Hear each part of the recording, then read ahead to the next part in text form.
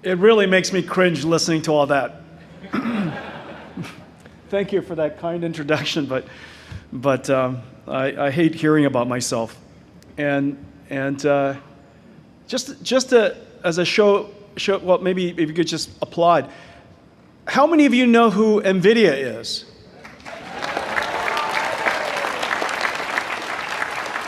And how many of you know what a GPU is?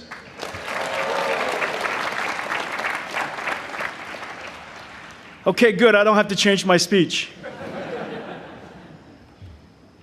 Ladies and gentlemen, President Rosenbaum, esteemed faculty members, distinguished guests, proud parents, and above all, the 2024 graduating class of Caltech.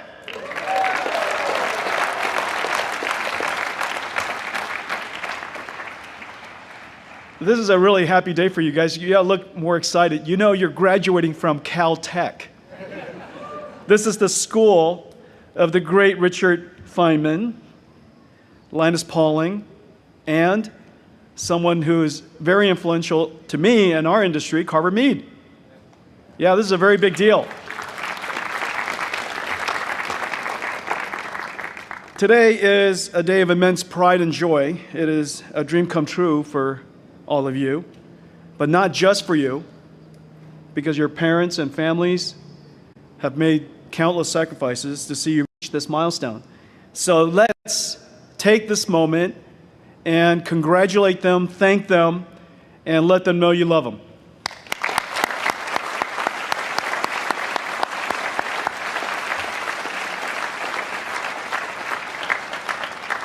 You don't want to forget that because you don't know how long you're going to be living at home. You want to be super grateful today. As a proud parent, I really loved it when my kids didn't move out. And it was great to see them every day. But now they've moved out, it makes me sad. So hopefully you guys get to spend some time with your parents. Your journey here is a testament of your character, your determination, willingness to make sacrifices for your dreams. And you should be proud. The ability to make sacrifices, endure pain and suffering. You will need these qualities in life. You and I share some things in common. First, both chief scientists of NVIDIA were from Caltech.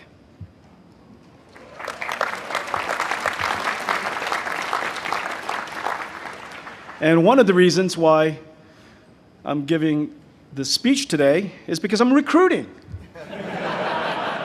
And so I want to tell you that NVIDIA is a really great company. I'm a very nice boss,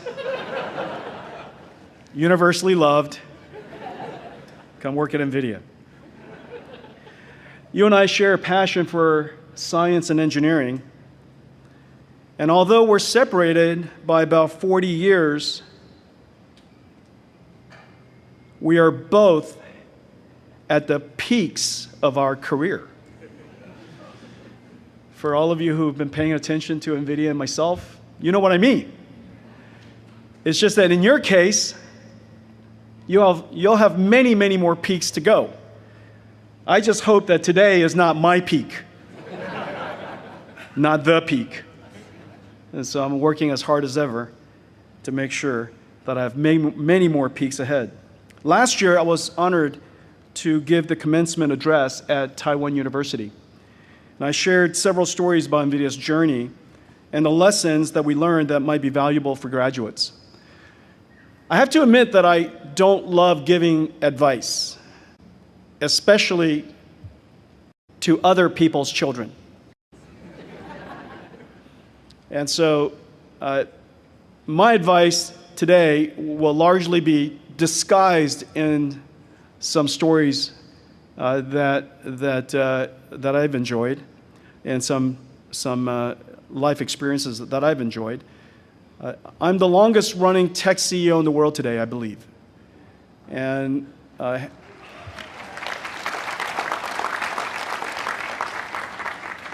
over the course of 31 years, I managed not to go out of business, not get bored, and not get fired. And so I have the great privilege of enjoying a lot of life's experiences, starting from creating NVIDIA from nothing to what it is today. And so I spoke about the long road of creating CUDA, a programming model, the programming model that we dedicated over 20 years to invent, and that is revolutionizing computing today. I spoke about a very quite public, canceled Sega game console project we worked on, and where intellectual honesty, something that I know Richard Feynman cares very deeply about and spoke quite often about, where intellectual honesty and humility saved our company, and how a retreat, a strategic retreat, was one of our best strategies. All of these are counterintuitive lessons that I spoke about at the commencement. But I encouraged the graduates to engage with AI, the most consequential technology of our time. And I'll speak a little bit more about that later, but all of you know about AI. It's hard not to be immersed in it and surrounded by it, and a great deal of discussion about it. And of course, I hope that all of you are using it and playing with it with surprising results, and some magical, some disappointing, and some surprising. But you have to enjoy it, you have to engage it, because it's advancing so quickly. It is the only technology that I've known that is advancing on multiple exponentials at the same time. And so the technology is changing very, very quickly. So I advised the students at the Taiwan University to run, don't walk, and engage the AI revolution. And yet 1 year later, it's incredible how much has changed. And so today, what I wanted to do is share with you my perspective, from my vantage point, of some of the important things that are happening that you're graduating into. And these are extraordinary things that are happening that you should have an intuitive understanding for, because it's going to matter to you, it's going to matter to the industry, and hopefully you take advantage of the opportunity ahead of you. The computer industry is transforming from its foundations, literally from studs. Everything is changing from studs on up, and across every layer, and soon every industry will also be transformed. And the reason for that is quite obvious, because computers today are the single most important instrument of knowledge, and it's foundational to every single industry and every field of science. If we are transforming the computer so profoundly, it will, of course, have implications in every industry, and I'll talk about that in just a little bit. And as you enter industry, it's important you know what's happening.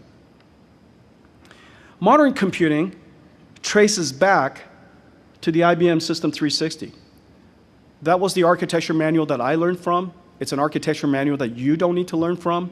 A lot better documentation and better descriptions of computers and architecture has been presented since. But the System 360 was incredibly important at its time, and in fact, the basic ideas of the System 360, the architecture of it, the principled ideas and architecture and strategy of the System 360 are still governing the computer industry today. And it was introduced a year after my birth.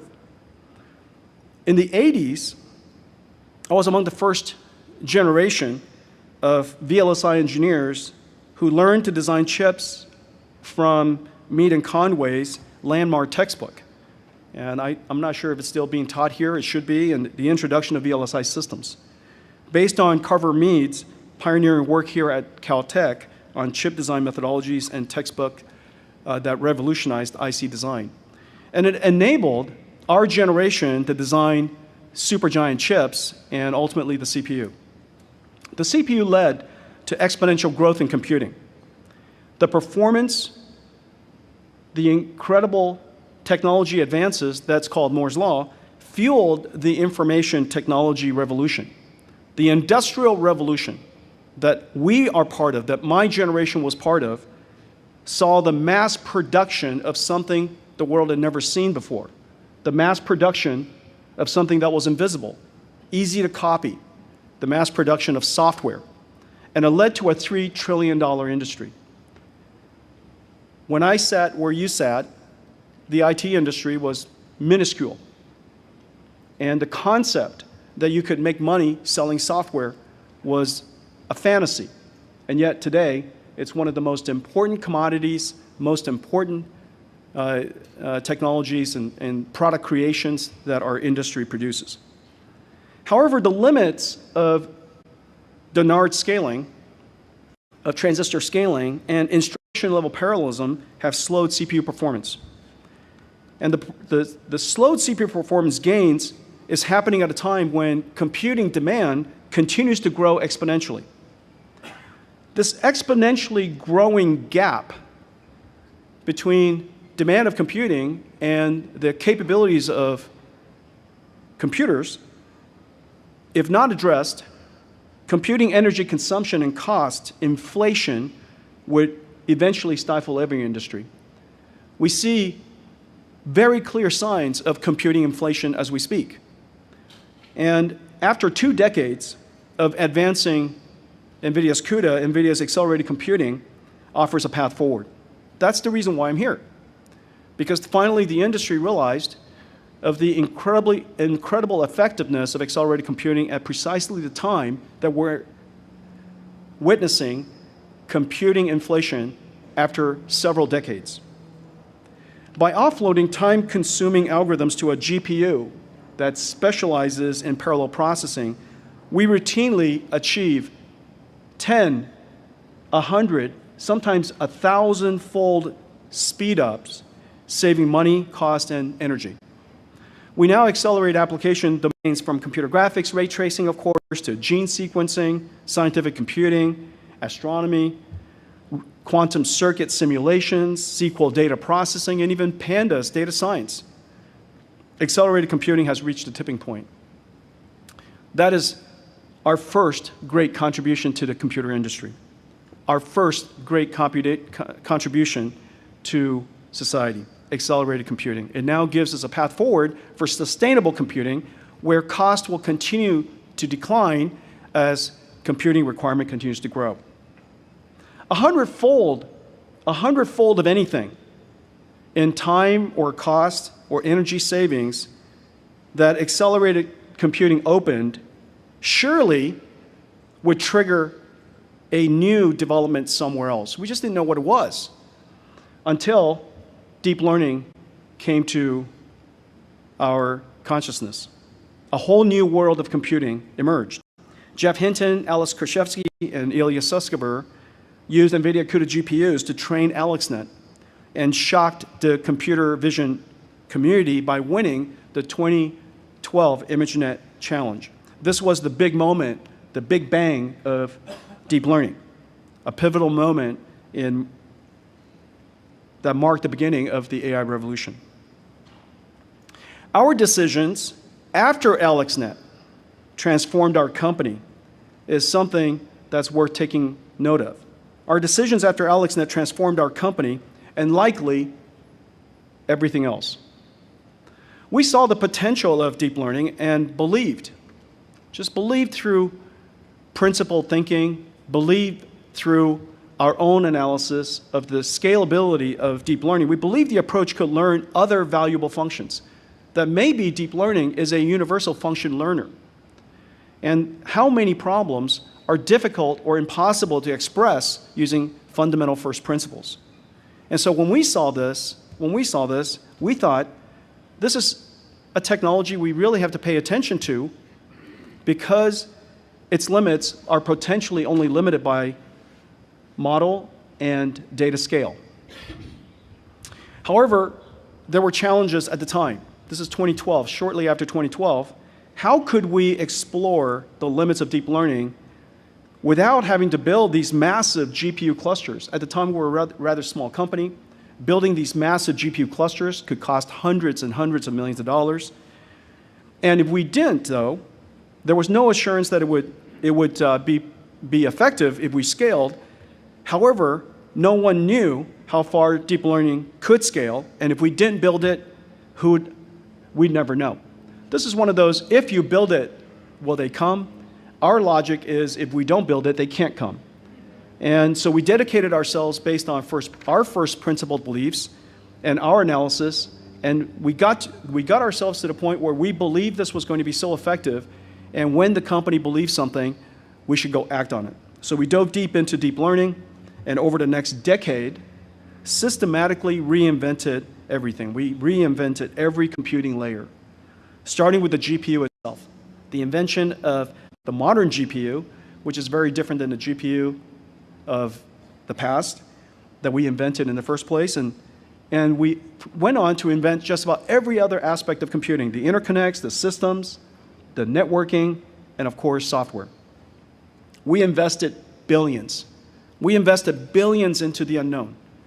Thousands of engineers for a decade worked on deep learning and advancing and scaling deep learning without really knowing how far we could really take the technology. We invested billions.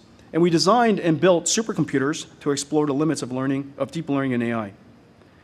Then in 2016, we announced DGX-1, our first AI supercomputer, and I delivered the first one to a startup in San Francisco, a startup nobody knew anything about, a group of friends of mine who were working on artificial intelligence, a company called OpenAI. In 2022, 10 years after AlexNet, and about a million-fold increase in computing later, a million-fold.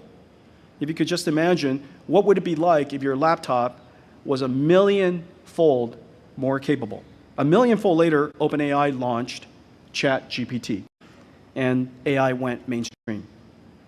During this decade, NVIDIA transformed ourselves from a graphics company that many of you probably first knew us as, that builds GPUs, to now an AI company that builds massive data center scale supercomputers. We transformed our company completely. We also transformed computing completely. The fundamental way of doing computing today has been radically changed. The computing stack now uses GPU to process large language models that are trained on supercomputers, rather than CPUs that are processing instructions written by programmers. We are now creating software that no humans can write. We are now creating software that does things that no humans can imagine even just 10 years ago. Computers are now intention-driven rather than instruction-driven. Tell a computer what you want, and it will figure it out. It will figure out how. And like humans, AI applications will understand the mission, reason, plan, and orchestrate a team of large language models to perform tasks. Future applications will do and perform very similar to the way we do things. Assemble teams of experts, use tools, reason and plan, and execute our mission. Software and what software can do has been completely changed. Even our industry, as it's being changed and transformed, created yet another industry, an industry the world's never seen before. An industry is forming right in front of our eyes. AI's input and output are tokens. For all the engineers in the room, you know what I mean. These are floating point numbers that embed intelligence. Companies are now building a new type of data center that didn't exist before, that specialized in producing intelligence tokens. Essentially, AI factories. Like AC generators that Nikola Tesla invented of the past industrial revolution, we now have AI token generators, and they will be the factories of a new industrial revolution. There's large industries producing energy, electricity. We now have a large industry producing something invisible called software. In the future, in the very near future, we'll have industries that are producing, manufacturing intelligence, tokens, AI generators. A new computing model has emerged, and a new industry has emerged, all because we reasoned from first principles, formed our belief about the future, and we acted on them. The next wave of AI is robotics, where AI, in addition to a language model, also has a physical world model. We work with hundreds of companies building robots, robotic vehicles, pick-and-place arms, humanoid robots, and even entire gigantic warehouses that are robotic. But unlike our AI factory strategy and our experience there, which was really formed through reasoning and deliberate action, our robotics journey resulted from a series of setbacks. As you know, NVIDIA invented the GPU. This was before we invented AI factories. Our first great contribution to the computer industry was reinventing computer graphics through programmable shaders. We invented the GPU and programmable shading in 2000. We wanted to integrate GPUs into every computer. And so we started to combine our GPUs with motherboard chips. And we launched a fabulous integrated graphics chip at the time for AMD CPUs. Our chipset business was an instant success. I think it went from $0 to $1 billion practically overnight. But then all of a sudden, AMD wanted to control all of the technology in the PC, and we wanted to stay independent, so they purchased ATI and no longer needed us. We turned to Intel.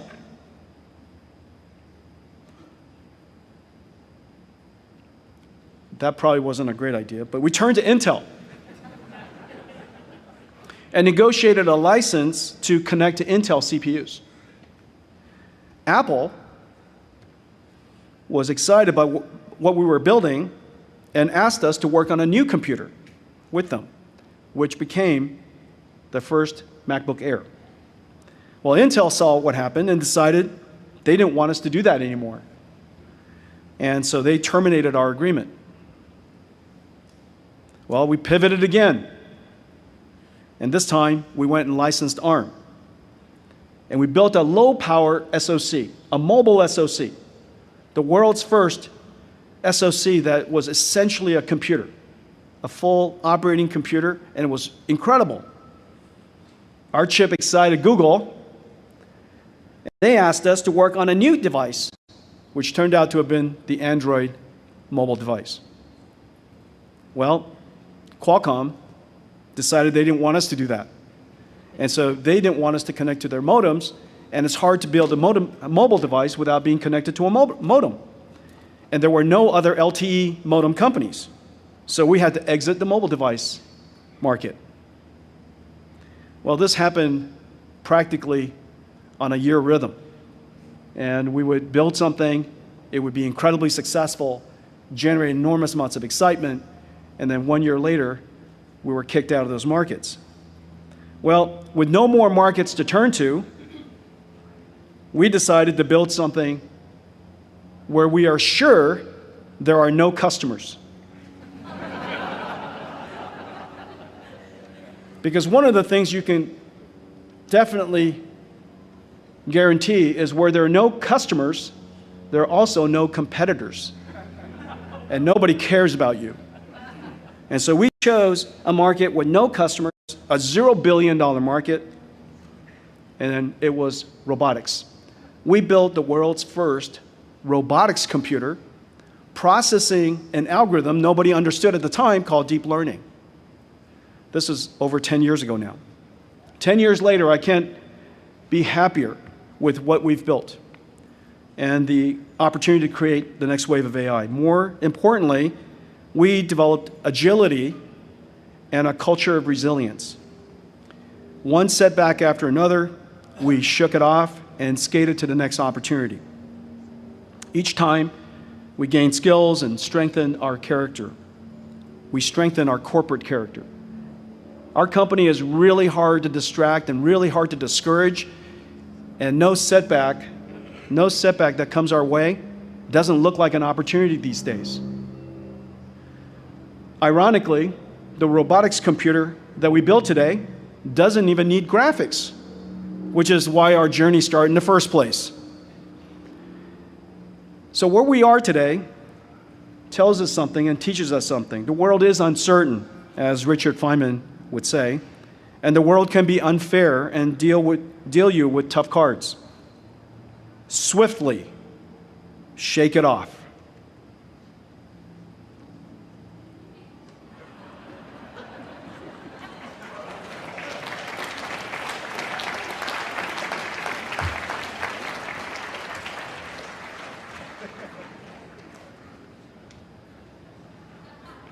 You've apparently been paying too much attention to your books. Swiftly shake it off. Come on, that's pretty clever. I made myself laugh.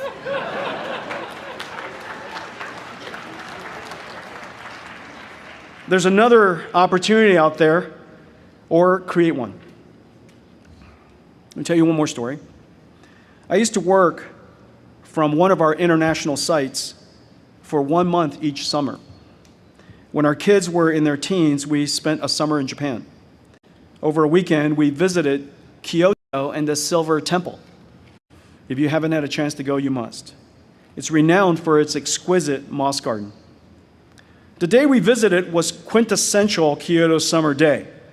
Suffocatingly hot and humid, sticky. Heat is radiating from the ground. The air was thick, still. Along with the other tourists, we wandered through the meticulously groomed moss garden. And I noticed the lone gardener.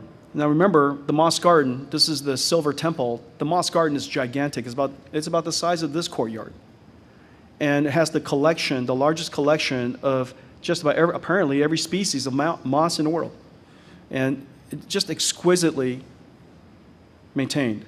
I noticed the lone gardener squatting, carefully picking at the moss with a bamboo tweezer and putting it in the bamboo basket. And it's a bamboo tweezer, and it's just this one gardener. And the basket looked empty.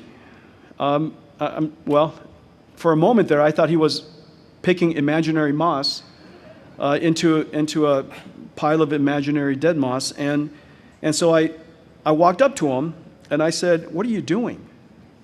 And in his English, he said, "I'm picking dead moss. I'm taking care of my garden." And I said, "But your garden is so big." And he responded, "I have cared for my garden for 25 years. I have plenty of time." Well, that was one of the most profound learnings in my life, and it really taught me something. This gardener has dedicated himself to his craft and doing his life's work. And when you do that, you have plenty of time.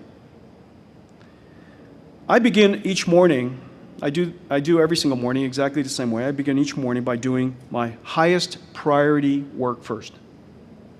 I have a very clear priority list, and I start from the highest priority work first. Before I even get to work, my day is already a success. I've already completed my most important work and can dedicate my day to helping others. And when people apologize for interrupting me, I always say, I have plenty of time. And I do. Graduates of the class of 2024, I can hardly imagine anyone more prepared for the future than you. You dedicated yourself, you worked hard, you earned a world-class education from one of the most prestigious schools in the world. And as you commence into the next stage, take my learnings, and hopefully they'll help you along the way. I hope you believe in something unconventional, something unexplored. But let it be informed and let it be reasoned. Then dedicate yourself to making it happen. You may find your GPU. You may find your CUDA. You may find your generative AI. You may find your NVIDIA. I hope you will see setbacks as new opportunities. Your pain and suffering will strengthen your character, your resilience and agility, and they are the ultimate superpowers. Of all of the things that I value most about my abilities, intelligence is not top of that list.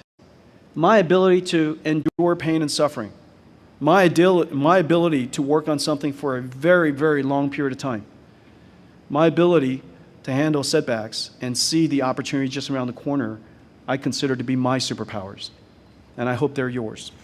And I hope you find a craft.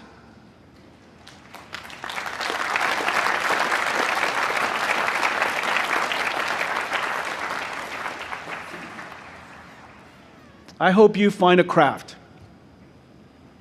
It's not important to decide on day one. It's not even important to decide anytime soon. But I hope you do find a craft that you want to dedicate your lifetime to perfecting, to hone the skills of, and let it be your life's work.